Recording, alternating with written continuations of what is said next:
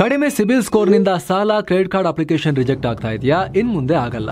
SBM Z credit card ಬಳಸಿ ಈಸಿಯಾಗಿ credit score ಅನ್ನ 750 ಗಿಂತ ಜಾಸ್ತಿ ಮಾಡ್ಕೋಬಹುದು. ಇದೊಂದು FD ಆಧಾರಿತ ಕಾರ್ಡ್. UPI ಬಳಸಿ ಕ್ರೆಡಿಟ್ ಕಾರ್ಡ್ ಬ್ಯಾಲೆನ್ಸ್ ಅನ್ನ ಖರ್ಚು ಮಾಡಬಹುದು.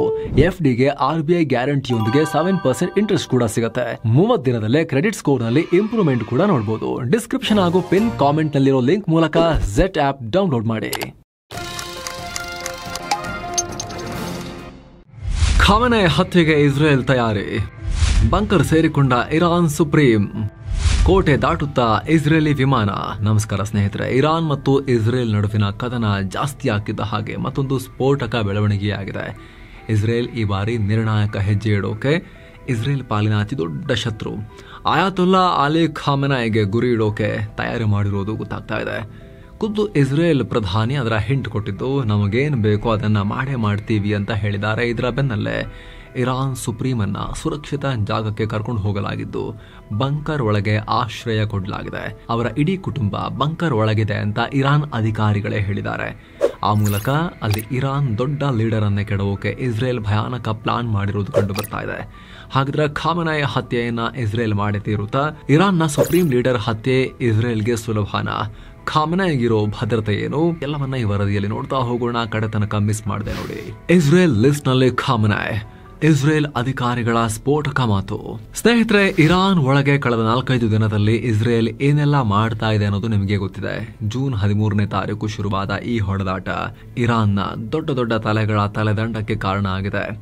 Army chief, intelligence chief, IRGC chief, Khamenei ಸಲಹೆಗಾರರ ಹಿಂಡು, ಹೀಗೆ ಘಟಾನುಘಟಿಗಳೇ ಪ್ರಾಣ ಕಳ್ಕೊಂಡಿದ್ದಾರೆ. ಅಣ್ವಸ್ತ್ರದ ಹೆಸರಲ್ಲಿ ಶುರುವಾದ ಈ ದಾಳಿ ಇರಾನಿನ ಕಂಬಗಳನ್ನೆಲ್ಲ ಬೀಳಿಸಿ ಹಾಕ್ತಾ ಇದೆ. ಸದ್ಯ ಇರಾನ್ನಲ್ಲಿ ದೊಡ್ಡ ನಾಯಕ ಅಂತ ಉಳ್ಕೊಂಡಿರೋದು ಇಬ್ಬರು ಮಾತ್ರ. ಇದರಲ್ಲಿ ಒಬ್ಬರು ಅಧ್ಯಕ್ಷರು, ಇನ್ನೊಬ್ರು ಸುಪ್ರೀಂ ಲೀಡರ್ ಆಯತುಲ್ಲಾ ಅಲಿ ಖಾಮೆನೈ. ಅಧ್ಯಕ್ಷರ ಬಗ್ಗೆ ಇಸ್ರೇಲ್ ಏನು ಮಾತಾಡ್ತಿಲ್ಲ. ಅದಕ್ಕೆ 2 ಕಾರಣ. ಒಂದು, ಅವ್ರಿಗಷ್ಟೊಂದು ಪವರ್ ಇಲ್ಲ. ಮತ್ತೊಂದು, ಅದು ಫೇಕ್ ಎಲೆಕ್ಷನ್, ಡಮ್ಮಿ ಎಲೆಕ್ಷನ್, ಒಟ್ಟಿನಲ್ಲಿ ಎಲೆಕ್ಷನ್ ನಲ್ಲಿ ಆಯ್ಕೆಯಾಗಿರೋರು. ಸೊ ಅವ್ರನ್ನ ಮುಟ್ಟೋದ್ರ ಬದಲಾಗಿ ಖಾಮೆನೈಗಳನ್ನೇ ಹೊಡೆಯೋಣ ಅನ್ನೋ ಲೆಕ್ಕಾಚಾರದಲ್ಲಿ ಇಸ್ರೇಲ್ ಇದ್ದ ಹಾಗಿದೆ. ಜೊತೆಗೆ ಈ ಪೆಜೆಶ್ಕಿಯಾನ್, ಅಧ್ಯಕ್ಷ ಪೆಜೆಶ್ಕಿಯಾನ್ ಅಷ್ಟು ದೊಡ್ಡ ಇಸ್ರೇಲಿಗಳ ದ್ವೇಷಿನೂ ಅಲ್ಲ, ಸ್ವಲ್ಪ ಸಾಫ್ಟ್ ಫೆಲೋ ಈತ. ಆದರೆ ಖಾಮೆನೈ ಇಸ್ರೇಲ್ ಪಾಲಿಗೆ 36 ವರ್ಷಗಳಿಂದಲೂ ತಲೆನೋವಾಗಿರೋ ದೊಡ್ಡ ಪ್ರಾಬ್ಲಮ್.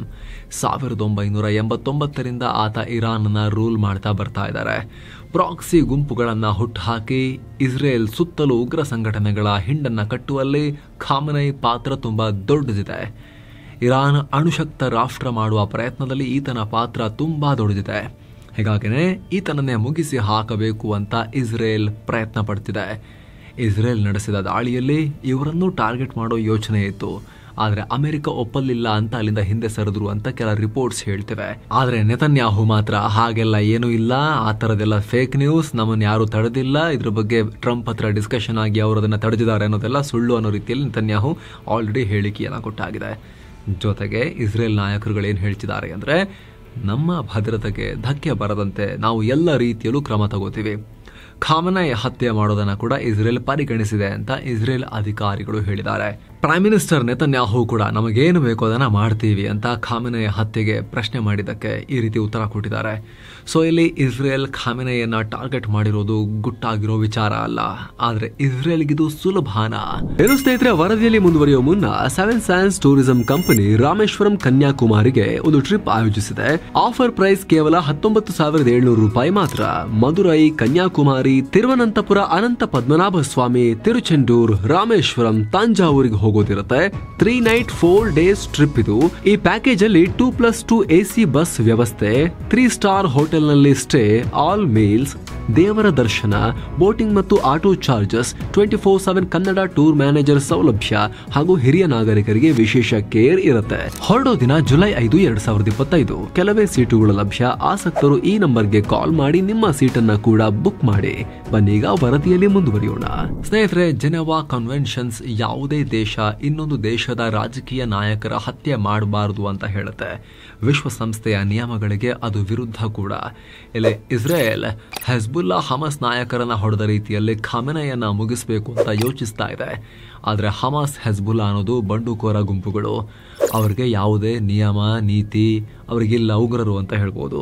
ಆದರೆ ಖಾಮೆನೈ ಹತ್ಯೆ ವಿಶ್ವಸಂಸ್ಥೆಯ ಕಾನೂನಿನಲ್ಲಿ ಅಪರಾಧ ಆಗಬಹುದು.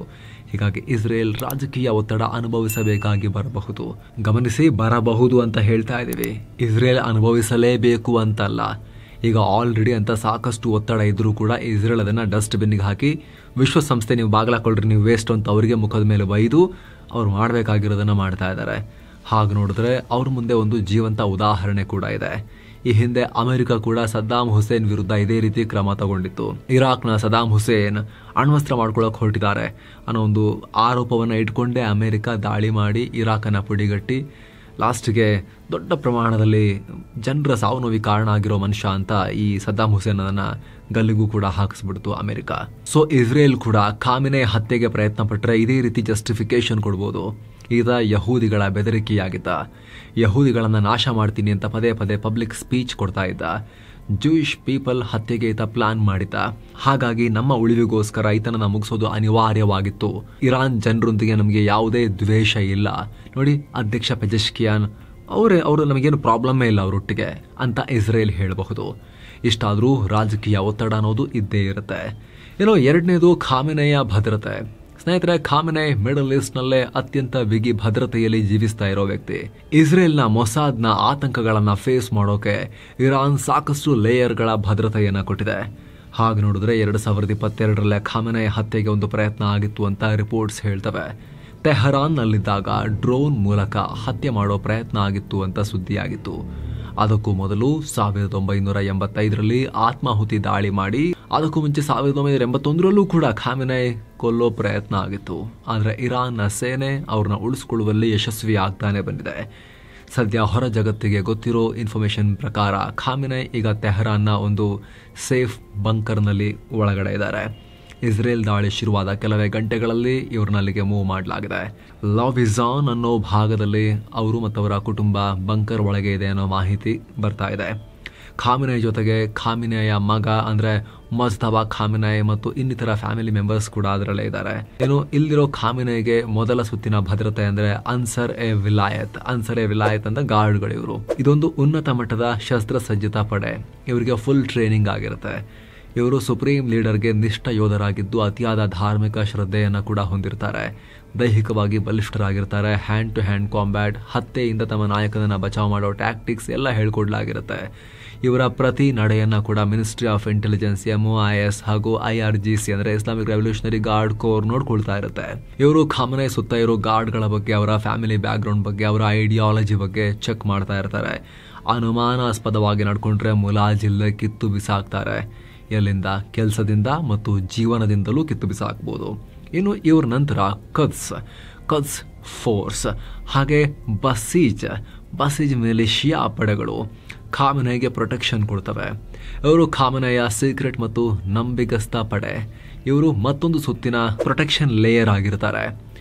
ಇವ್ರ ನಂತರ ಇರಾನ್ನ ಪ್ರೊಫೆಷನಲ್ ಸೇನೆ ಇದೆ. ಬಂಕರ್ನಲ್ಲಿ ಇರದೇ ಇದ್ದಾಗ, ಹೊರಗಿದ್ದಾಗ ಖಾಮೆನೈ ವರ್ಕ್ ಪ್ಲೇಸ್ಗೂ ಭಾರಿ ಭದ್ರತೆ ಕೊಡಲಾಗುತ್ತೆ. ರಾಹ್ಬಾರಿಯಲ್ಲಿ ಇವರ ಹೆಡ್ ಆಫೀಸ್ ಇದ್ದು ಅಲ್ಲಿ underground tunnel, blast proof wall, military check ಪಾಯಿಂಟ್ಗಳನ್ನು ಹಾಕಲಾಗಿದೆ. ಇಲ್ಲಿನ ಪ್ರತಿ ಕೋಣೆಯನ್ನ ಕೂಡ ಮಾನಿಟರ್ ಮಾಡ್ತಾರೆ. ಏನೋ ಖಾಮೆನೈ ಪ್ರಯಾಣಕ್ಕೂ ಕೂಡ ಸಾಕಷ್ಟು ಮುನ್ನೆಚ್ಚರಿಕೆ ಇರುತ್ತೆ. ಖಾಮೆನೈ ಎಲ್ಲಿಗೆ ಹೋಗ್ತಾರೆ, ಯಾವ್ದ್ರಲ್ಲಿ ಹೋಗ್ತಾರೆ, ಮಾರ್ಗ ಏನು, ಇದು ಕೆಲವೇ ಜನರಿಗೆ ಗೊತ್ತಿರುತ್ತೆ. ಬೆಂಗಾವಲು ವಾಹನಗಳನ್ನು ಕೂಡ ಪದೇ ಪದೇ ಚೇಂಜ್ ಮಾಡ್ತಿರ್ತಾರೆ. ಯಾವ ಹಂತದಲ್ಲಿ ಸುಪ್ರೀಂ ಲೀಡರ್ ಕಾರು ಎಲ್ಲಿಗೆ ಹೋಗ್ಬೇಕು ಅನ್ನೋದನ್ನ ಕೂಡ ಮುಂಚೆನೆ ಡಿಸೈಡ್ ಮಾಡಲಾಗಿರುತ್ತೆ. ಪ್ರಾಪರ್ ಪ್ಲಾನಿಂಗ್ ಮಾಡಲಾಗಿರುತ್ತೆ. ಇಡೀ ಆ ದಾರಿಯನ್ನ ಸ್ಯಾನಿಟೈಸ್ ಮಾಡಲಾಗಿರುತ್ತೆ, ಚೆಕ್ ಮಾಡಲಾಗಿರುತ್ತೆ. ಸ್ಯಾನಿಟೈಸ್ ಅಂತ ಹೇಳಿದ್ರೆ ಸ್ಯಾನಿಟೈಸರ್ ಹಾಕ್ತಾ ಹೋಗಿರ್ತಾರೆ ಅಂತಲ್ಲ.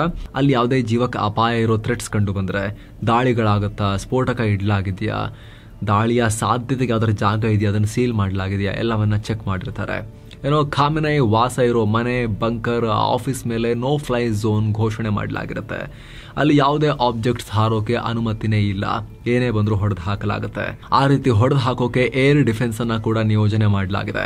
ಸದ್ಯದ ಮಾಹಿತಿ ಪ್ರಕಾರ ಇರಾನ್ನ ಸುಪ್ರೀಂ ಲೀಡರ್ ಕಾಯೋಕೆನೆ S-300 ಇದೆ. ಸುಪ್ರೀಂ ಲೀಡರ್ ರಕ್ಷಣೆ ಕೊಡೋಕೆ ಮತ್ತು ಬಾವರ್ 373 ಏರ್ ಡಿಫೆನ್ಸ್ ಯೂನಿಟ್ ನಿಯೋಜನೆ ಮಾಡಲಾಗಿದೆ. ಖಾಮೆನೈ ಉಳ್ಕೊಳ್ಳೋ ಎಲ್ಲಾ ಪ್ರದೇಶಗಳಲ್ಲೂ ಅಂಡರ್ ಗ್ರೌಂಡ್ ಫೆಸಿಲಿಟಿ ಇದೆ. ಅಪಾಯ ಬಂದ ಕೂಡಲೇ, ಅಪಾಯದ ಸಂಕೇತ ಸಿಕ್ಕ ಕೂಡಲೇ ಅಂಡರ್ ಗ್ರೌಂಡ್ ಫೆಸಿಲಿಟಿಗೆ ಸ್ಥಳಾಂತರ ಮಾಡೋಕೆ ವ್ಯವಸ್ಥೆ ಇರುತ್ತೆ. ಕೆಲವೊಂದು ಸುರಂಗಗಳು ನೇರವಾಗಿ ಮಿಲಿಟರಿ ಏರ್ ಬೇಸ್ ಗಳಿಗೆ ಕನೆಕ್ಟ್ ಆಗಿವೆ ಅನ್ನೋ ಮಾಹಿತಿ ಕೂಡ ಇದೆ. ಅಂದ್ರೆ ದೇಶ ಬಿಟ್ಟು ಹೋಗೋಕು ಅವರಿಗೆ ವ್ಯವಸ್ಥೆ ರೆಡಿ ಇರುತ್ತೆ ಅಂತ. ಏನು, ಇವರ ಪಕ್ಕದಲ್ಲೇ ವೈದ್ಯರ ಪಡೆ ಕೂಡ ಇದ್ದು ಖಾಮೆನೈ ಆರೋಗ್ಯವನ್ನ ನಿರಂತರವಾಗಿ ಮಾನಿಟರ್ ಮಾಡಲಾಗ್ತಿರುತ್ತೆ. 80 ವರ್ಷ ದಾಟಿದೆ ಈ ಅಜ್ಜನಿಗೆ. ಇವರ ಆರೋಗ್ಯವನ್ನ ಹಾಗಾಗಿ ನಿರಂತರವಾಗಿ ಮಾನಿಟರ್ ಮಾಡಲಾಗ್ತಾ ಇರುತ್ತೆ. ಇವ್ರಿಗೇನಾದ್ರೂ ಆಪತ್ತು ಬಂದ್ರೆ ತಕ್ಷಣ ಚಿಕಿತ್ಸೆ ಕೊಡೋಕೆ ಆ ವಿಂಗ್ ರೆಡಿ ಆಗಿರುತ್ತೆ. ಹೀಗಾಗಿ ಇರಾನ್ ಸುಪ್ರೀಂ ಲೀಡರ್ ಅನ್ನ ಗುರಿ ಮಾಡೋದು ಇಸ್ರೇಲ್ ಪಾಲಿನ ಅತಿ ದೊಡ್ಡ ಬಿಗ್ಗೆಸ್ಟ್ ಚಾಲೆಂಜ್ ಅಂತ ಪರಿಗಣಿಸಲಾಗಿದೆ. ಇಷ್ಟಾದ್ರೂ ಮೊಸಾದ್ನ ಕೈಗಳು ಇಂತಹ ಹಲವು ಕಾರ್ಯಾಚರಣೆಯನ್ನ ಮಾಡಿರುವುದರಿಂದ ಇದಕ್ಕೆ ಸಂಬಂಧಪಟ್ಟಂತೆ ಸಾಕಷ್ಟು ಕುತೂಹಲ ಹಾಗೂ ಉದ್ವಿಗ್ನ ವಾತಾವರಣ ಈಗ ಮನೆ ಮಾಡಿದೆ. ಹಾಗಿದ್ರೆ ಇಸ್ರೇಲ್ ಪ್ರೈಮ್ ಮಿನಿಸ್ಟರ್ ನ ಹೊಡೆಯೋಕೆ ಇರಾನ್ ಕೂಡ ಪ್ರಯತ್ನ ಪಡ್ತಾ ಇದೆಯಲ್ಲ, ಅವರು ಕೂಡ ಈ ಹಿಂದೆನೇ ಒಂದ್ಸಲಿ ಹೇಳಿದ್ರು ನೆತನ್ಯಾಹುನೇ ಟಾರ್ಗೆಟ್ ಅಂತ ಹೇಳಿ. ಹಾಗಿದ್ರೆ ಇಸ್ರೇಲ್ ಪ್ರೈಮ್ ಮಿನಿಸ್ಟರ್ ರಕ್ಷಣೆ ಹೇಗಿರುತ್ತೆ, ಅವರ ಭದ್ರತೆಗೆ ಏನೆಲ್ಲ ಕ್ರಮ ಕೈಗೊಳ್ಳಲಾಗಿರುತ್ತೆ, ಅವರನ್ನ ಯಾಕೆ ಟಾರ್ಗೆಟ್ ಮಾಡುತ್ತೆ ಇರಾನ್, ಅದೆಲ್ಲವನ್ನ ನಾವು ನೆಕ್ಸ್ಟ್ ರಿಪೋರ್ಟ್ ಅಲ್ಲಿ ನಿಮಗೆ ಹೇಳ್ತೀವಿ. ಅದು ಪಬ್ಲಿಷ್ ಆದಾಗ ಇಲ್ಲಿ ಬರುತ್ತೆ. ಕ್ಲಿಕ್ ಮಾಡೋ ಮೂಲಕ ನೀವು ಈ ರಿಪೋರ್ಟ್ ಕೂಡ ನೋಡಬಹುದು ಸ್ನೇಹಿತರೆ. ಮತ್ತೆ ಭೇಟಿ ಆಗ್ತಿರೋಣ. ನಮಸ್ತೆ.